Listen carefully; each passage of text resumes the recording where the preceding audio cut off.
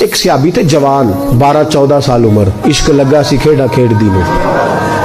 12-14 سال عمر تو ہر وقت حضور کے پاس رہتے تھے. صحابہ کہتے ہیں ہم نے سوچا ہر وقت ہی رہتا ہے.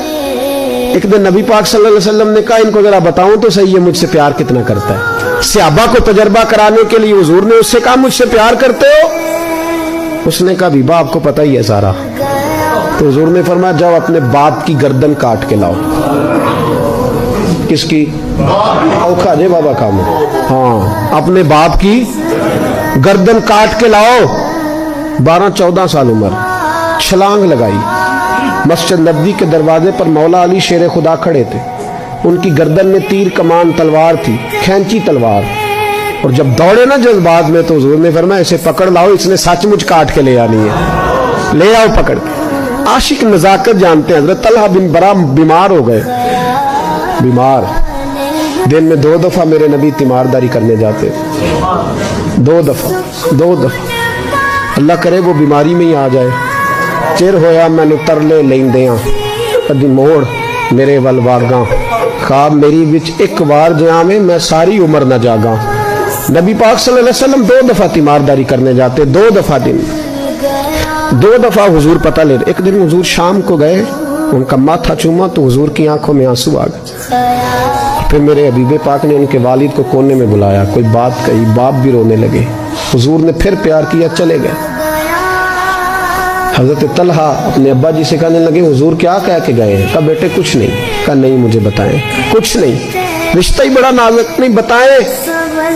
تو باپ نے سر پہ ہاتھ رکھا, کہا حضور کہہ گئے ہیں تو آج شام کو فوت ہو جائے.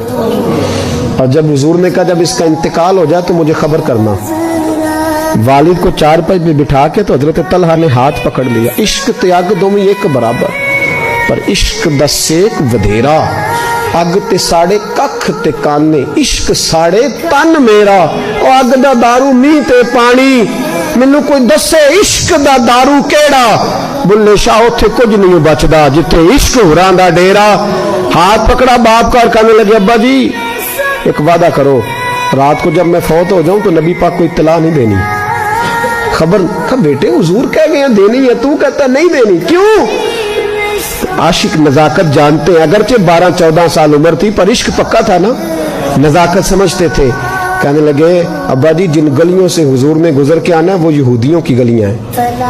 ایسا نہ ہو میرے جنازے کی خاطر حضور گزرے اور کوئی میرے نبی کو تکلیف دے دے, اس لیے خبر نہیں کرنی مصطفیٰ کو. آپ جنازہ پڑھ کے دفنا دینا.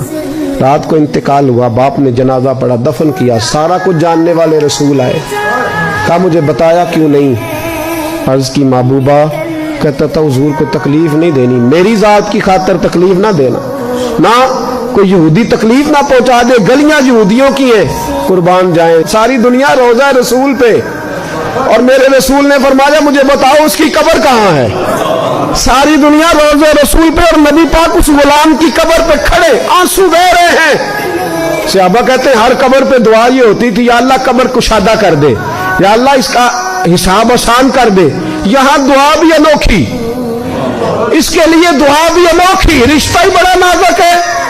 میرے نبی پاک نے دعا بڑی انوکھی فرمائی. کہا اے اللہ جب میرے طلحہ کی تیرے ساتھ ملاقات ہو تو ذرا اس سے مسکرا کے ملنا, وہ تیری شان کے لائق ہے, ذرا اس سے مسکرا کے ملنا. کہتے ہیں وجد ہو گیا طاری, اس لیے کہ جو رشتہ نبی کا امتی سے ہے اور امت کا رسول سے ہے اس کی نزاکت کو صرف غلام جان سکتے ہیں.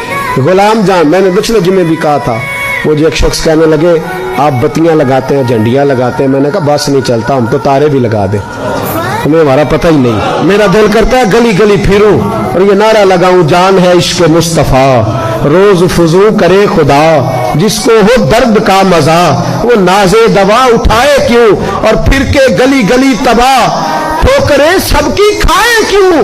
اگر دل کو یہ عقل دے خدا تو تیری گلی سے جائیں کیوں.